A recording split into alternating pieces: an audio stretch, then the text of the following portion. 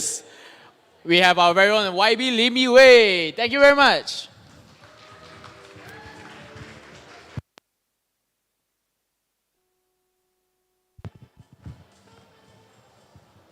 Hi, good evening, everyone. I hope you're having a wonderful day today, and thank you so much for having me join today's session at the Awesome Career Fair. So I'm Lim Yi Wei. I'm the State Assembly person for Kampong Tungku, which is in Petaling Jaya. If you don't know where Kampong Tungku is, it's where Burger Lab is. Yeah, somewhere around there. You know, there's a KFC in Sea Park. And we have the SS2 commercial center, the market, and so on and so forth. So I think you get a picture of where we are. And today I'm going to share with you probably a little bit of a controversial title. So you want to be a prime minister, and about turning passion into action in a what you would call a very stiff dog-eat-dog kind of environment. So yeah, let's go. So a little bit about me. I grew up in Ipoh, and who are my Ipoh lang here? Put up hand. Lovely, lovely. I'm loving it. Yeah, so I grew up in Ipoh, and did the good Asian kid thing. Like study hard, get good grades, get into a good university. So I was lucky to get a scholarship to study at the Hong Kong University of Science and Technology, where I remained there for almost 6 years, including 2 years of full-time work and 1 year of a gap year internship. And in 2014, towards the end of the year, about October, a civil movement called the Yellow Umbrella Movement started. And the gist of the movement was Hong Kongers wanted more autonomy from China. And it triggered an existential crisis in me because one of the more prominent leaders, this guy called Joshua Wong, had barely turned 18. And I was like, what am I doing here? Boy, he's out there doing things. And take note also that 2014 was 1 year after we had our 13th general election in Malaysia. And in that general election, Pakatan Rakyat at that time came really close to achieving federal power, but did not. So I was still feeling like sore about that. And a combination of factors came together to motivate me to join politics. I've always been, I guess, somewhat of a person of action. I didn't want to just complain, so I packed up, moved back from Hong Kong to Malaysia, and joined the DAP. Why did I choose the DAP? Because it's a party whose principles resonate with me. The DAP is a social democratic party, and its three pillars are freedom, equality, social justice, and solidarity. Those values are very important to me. But because I came from a family without any political connections, I come from a teacher's family actually. So I knew that it was important to find a mentor. So I ended up working with this guy, whom you might know as Tony Phua, the 1MDB man. And we had a great time together. I also had the opportunity to become a city councillor in MBPJ, the PJ City Council. So it was a very good experience because with YB Tony at the time, when I followed him to meetings, I could see things happening on the national level. And as a city councillor, I could see things happening on a very local level, like what troubles people from day to day, why is rubbish collection on time so important, and so on and so forth. And in 2018, the party selected me to represent Kampong Tungku, and here we are. So what I'm going to cover today, basically, we're breaking it into three parts. First, the status quo. Second, turning passion into action. And the lessons I've learned on the way, which, although happen in the political world, might have some transference to wherever you are in your journey of life now. So, what do Malaysian politicians really do? There's an often repeated joke, and we call it KBSM, like our education syllabus, which the politician goes, to kahwin, baby, sakit, mati events. That is the general perception of how politicians in Malaysia work. Although our actual core business is supposed to be making laws, making policies, debating in parliament, state assemblies, and so on and so forth. But this is the status quo. We are in this KBSM, Kawin Baby Sakit Mati role. And so, yeah, a day in the life would include things like meeting old exercise aunties, going to the night market, launching projects, visiting people, launching the biggest durian, the biggest durian in Malaysia, biggest durian in Malaysia. And attending day one, also being involved in flood efforts, and when general elections come around, obviously Cheramas, but one of my pet passion projects also is Selangor Women's Rugby, So believe it or not, I used to play, but I'm now retired. So I'm giving you a picture of what happens in a day in the life of a politician. And so since the title is So You Want to Be Prime Minister, and why did I choose that title is because I noticed that in 2018, when Pakatan Harapan took power, a lot of people had opinions, which is great. But I also saw a pattern of people saying like, the Prime Minister should do this, the Prime Minister should do that. So that's why we are here. So taking a brief look at our Prime Ministers and going to the topic of the status quo, what do you see that is common among them? Well, the first thing is they're all men. And the second thing is, they're all Malay Muslim men. One gentleman has had the opportunity to be Prime Minister twice. And some had a very short shelf life, and here we are today. And I guess when we talk about the status quo, Tun Mahathir sticks out in the early part because he was a prime minister who was not from a bangsawan family. But let's go into the gist of status quo. So, in a very competitive environment where you want to stand out, whether it's in university or your career, if you want to turn your passion into action, you need to know the environment. You need to know the status quo. Because usually when we want to do a certain action, when we want to change things, shake things a little bit up, it's going to upset some people. It's going to make people feel uncomfortable. So the first thing which I find very important when we start on something, when we start on a passion project, is to really ask, what do we want? It's just 4 words, but it's very powerful. Because sometimes we actually don't know what we want. I'll give you an example. Once I was in the Philippines under a training program by this body called SOCDEM Asia, of which DAP is a sister party or member of. And our facilitator was this gentleman who used to work in the ad industry, in the Filipino ad industry. And he had us do a little exercise where the situation was, okay, you are a party running in the general elections, and we want you to design a 30-second TV commercial. So get together and come up with a TV commercial. And after that, when we presented all our ideas to him, everyone was going like everywhere, really creative, got dance, got singing, got puppet play and all. He asked us, what's your core message of your advertisement? Because I'm not getting it. That's why you have to ask yourself, what do you want? What do you want when you start on a passion project? And in a highly competitive environment, who is in power becomes very important. Who are we talking to? Who can be allies? Who need to be convinced? And who might oppose? And what are the commonalities of those in power? Earlier, I pointed out that all our prime ministers were Malay Muslim men.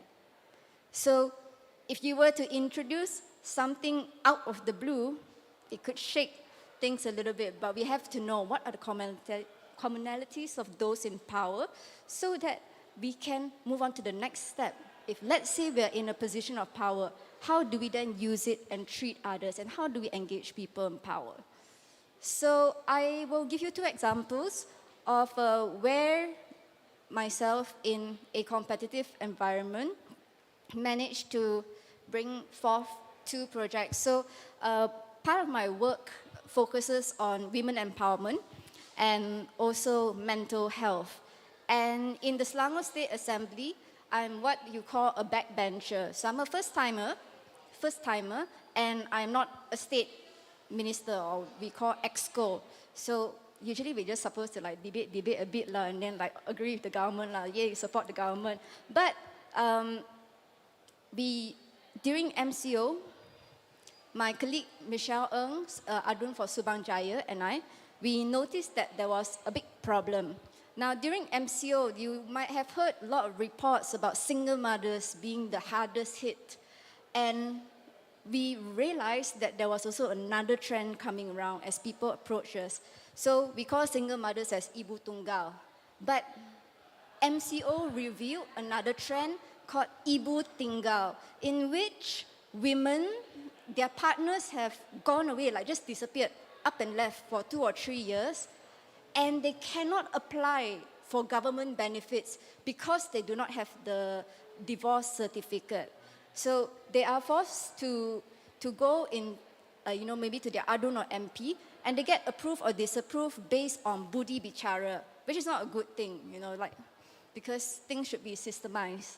So, and in other cases, the husband, when you talk about BRIM and the government help, the account for the benefit is registered in the husband's name. So the husband has disappeared, while the wife, who's actually taking care of 3 or 4 kids, remains without aid. So this Ibu Tinggal thing really popped up in front of us during the first MCO, and we said, look, we have a problem, we don't know how to handle this, other than writing lots of surat sokongan and trying to get all this Ibu Tinggal government aid. And the second thing that happened during MCO were a lot of unfair layoffs. People were terminated without proper protocol or cause. And both of these issues, the communities affected by these issues could not bear the cost of legal fees. So that was the problem we faced. So yeah, again, single mothers without marketable skills would suffer most during the MCO. So the status quo. In the state government, we have EXCOs, and the people that we had to talk to was YB Ganapati Rao, who is in charge of Kebajikan and Workers' Welfare, and YB Dr. Siti Mariam Mahmud, who is Women Health and Integration. And of course, when we talk about access to legal aid, justice, the Malaysia Bar comes into question. So this was our environment. 2 EXCOs we had to talk to, and the Malaysia Bar Council. And so our mission, when Michelle and I started on this, the first one was very basic, so that Ibu Tinggal and those who are terminated unfairly can get access to justice, that we remove the reliance of Budi Bicara and these ladies can get the help they need. And we ensure that caregivers are the actual aid recipients, not the one who left the family. So quite a straightforward mission. But the difficulties or the existing structures that we face was there is a legal fee schedule for lawyers when they file single petition, double petition, so on and so forth. And for the Selangor Bar legal aid, free legal aid, there's a very low means test for applicants. The means test means whether you are applicable to receive advice from the Selangor legal aid program. And it's very low. The salary ceiling is 1,300 ringgit. And if you have a car, you might be rejected. So what we pursued was that if we do a program, if we have a Selangor Legal Aid Fund, the means test must be higher to correspond with the poverty line in Selangor or nationally, which is about 2,208 ringgit. And the third thing, structure-wise, a challenge, was how do we sync this with the Sharia courts? Because we were first talking about civil, and our scope was family and employment law, but how do we sync with the Sharia courts? Because divorce in the Sharia courts is a whole nother matter. Yeah. So this is basically the chronology of what we did. And it is actually pretty long now that I look back at it. It was 2 years of work. We had a paper going, just a simple PDF that we sent out to the EXCOs. And then we started meeting with our stakeholders, submitted our proposal, did a lot of stakeholder engagements, went back and forth on Zoom calls. And then only in April 2021, we had official meetings to really shape a Selangor Legal Aid Fund. And in December, the Belanja one for 2022 allocated 1 million for this. And it was only last year we managed to officially launch the Dana Bantuan Guaman Selangor, DBGS. So in this scheme, we cover family law, employment law, and other cases of public interest. And we've managed to solve the means test where household income we accept is less than 3,000 ringgit. So this was one of those things where, we thought we submitted a paper and we couldn't do anything about it, but here we are. So, and then second one, mental health care. So the problem, very simple, mental health care is very expensive. There's a lot of stigma of patients. And during MCO, the whole pandemic, the need for mental health care shot up by a lot. So again, knowing the status quo, knowing our environment, we had to pursue a lot of stakeholders, especially convincing the EXCO that having subsidized mental health care under Selangor might be a good idea. And we had to deal with all the others in the industry, government, the Selangkah Act, which eventually formed the basis of the subsidized treatment, and industry bodies such as Lembaga Counsellor Malaysia, Malaysia Society of Clinical Psychologists, and the Malaysian Psychiatric Association, and most importantly, patient input. Patient input, because those are the end users. And when you design something, you must always look at your end users, your client input. So, there we went, and I'm going to keep this short. But again, it was almost a two-year project, but we managed to launch a subsidized mental health treatment in Selangor, providing 700 treatment slots for free. So again, it came from a piece of paper, came from a lot of stakeholder engagement, but also knowing the limitations that we are in. So lessons learned, I guess, from doing these two projects, which I'm still quite mind blown over because we were tiny backbenchers and we managed to somehow get exposed to believe in us and launch two schemes. I always think that the first lesson or, 50% of success is showing up. And why I'm using this photo of this particular prime minister is because during MCO, he was the defense minister, and he would be the guy every day talking about the new SOPs. And if you remember, he established this pattern of wearing really colorful batik shirts like kuih lapis. Then some other days people say look like kuih balu. But this guy was there. He was there every day announcing the SOPs, and boom, when there was instability, he became somehow the right man at the right place at the right time. So 50% of success is just showing up, being there, because you don't know where opportunity will stand. The second one, again, in a highly competitive dog-eat-dog environment, is to find your niche and be really good at it. Sometimes, I think in certain career circles or career advice circles, the trend is now to be a generalist or a generalist expert. But if you really want to build your brand, you have to really discover what areas of things in your industry interest you. And do you have sufficient technical knowledge to move forward? And also maintaining consistency to build your brand. And the most important thing is you must be authentic to yourself. So like me, when I was a counselor, one of the things that the Adun above me, YB Bukit Gasing, really wanted me to look into was public transportation. So I was like, okay, let's do it. Public transportation is so important, right, to people.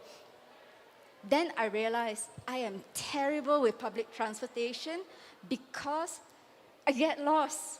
I'm so hopeless with, without Google Maps or Waze. I am terrible with directions. And it was then I said, I'm so sorry, I can't champion public transportation. I can tell you how to make the bus trip more comfortable and maybe have shorter time. But if you ask me about routes, tak boleh jalan, really tak boleh jalan. So you have to really look into yourself, find areas that interest you, and maintain a consistency so that in your environment, when someone says, look, I want someone who can talk about fish migration in the South China Sea, then boom, you're that person. I want someone who can talk about composting straight away, boom, you're that person, because you have created enough credibility and consistency either by writing, posting, or doing projects that build that image. And the third one is surround yourself with the right people. I think this is probably quite common knowledge, but it is so important. So I put this picture here because there's Robert Kwok, who sponsored my scholarship to Hong Kong, and Tun Mahathir, and they've been friends for many, many years. But there are certain key people that you should have. The first thing, especially in a competitive environment, mentor. You need to have a good mentor whose values also align with yours. And then you need to look for allies with interests. So the Dana Bantuan Guaman Selangor and the subsidized mental health treatment would not have been a reality if I did not have a partner in YB Michelle Ng. And we played off each other quite well because she's very serious and I like to come up with crazy ideas, but I'm also very system focused, and then she writes really long paragraphs, so I keep cutting her words. But you have to find people that complement you. And then in your group, you might need some technocrats from time to time to supply enough technical knowledge and accountability partners to check on you whether in a certain situation where there is a moral ethical dilemma, these accountability partners will remind you where your compass stands. And the last one, which people don't really like to do, is to have trainees or successors. We talk about succession planning, when prime ministers, who's going to be the next one, who's going to be the next one. But it is so important to sometimes, as a leader, to put down your ego and train people so that if I'm not here, another person can take my place and the transition will be smooth. It is so important. Yeah, and the last one is organize. Now, I'm not telling you to organize a protest, but when you want to convince people, of this project or this idea, this theory or product that you want to market to the world, you must organize things and people around you. Like we said during the whole Prime Minister crisis, do you have the numbers? And numbers may mean in terms of people or numbers in terms of your reports. But you have to make sure that when you present your passion project, your big idea, your product, you have created an environment around you that makes people want to listen to your idea or your product. And how do you rally people around you to support your ideas, especially those who are in opposition with you? I think the most important thing is, sometimes when someone has a philosophy totally opposite to you, it's just to listen to them first before coming in. So I had the experience of going to the UK for a short trip under UK High Commission, the British High Commission, and a young rep from each political party was selected. So we went to Oxford and we had a long train ride, and I was talking to the guy from PAS, and he asked me, this was during the Jawi issue, and he asked me kenapa DAP begitu anti Jawi? And I was like, bro, we're not the ones anti Jawi because Lim Kit Siang defended it, but it was MCA who, rallied Chinese organizations together, put up a big banner and then say, we don't want Jawi in schools. And he was shocked because he had believed that all the time. And then, fast forward to when we had lunch. We went to a British pub to know the experience, enjoy fish and chips and stuff. And he was going to go to the washroom. And I said, do you want us to order for you first? And then he said, I want fish and chips. And I said, by the way, the fish and chips batter comes with beer. And then he looked at me and he said, DAP jaga halal ke? And I was just looking out for you lah. But I think the best way to win over people who are fundamentally opposed to you is to be kind, I guess, and look after them, and they'll come around. So I've spoken about how you build credibility from being consistent and finding a niche. And I really want to introduce to you this book called Rules for Radicals, especially if you are in the business of managing teams. Some of the ideas may be a bit outdated. Saul Alinsky was a community organizer in the US back in the, I think, 70s or so. And I think he provides a lot of insights on how do we get people to react to us, how to agitate the status quo, but how to also convert communities to support your idea. So, yeah, who can be a prime minister after this? It's probably not a lot of people. But as I go to the end, I really want to leave you all with a teaser. Earlier in the session, we had a look at all our prime ministers. And man, my political career is short, but I think I've gone through 5 prime ministers, which is kind of not shabby. But yeah, I want to leave you with a teaser. Who can be prime minister? Can a woman be prime minister? Can a person with disabilities eventually be a prime minister?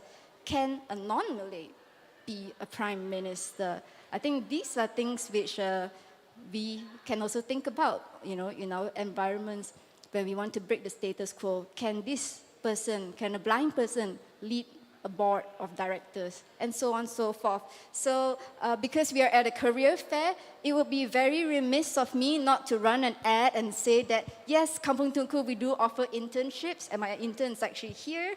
Yeah, so here's my advertisement. 18 to 30 years old, able to commit minimum of 1 month, send your resume and send your resume and a 1-page cover letter of why you want to intern at Dun Kampung Tungku. So that's my presentation for today, and thank you so much for having me here. I hope you have a great evening. And you can reach out to me on these channels. Yeah.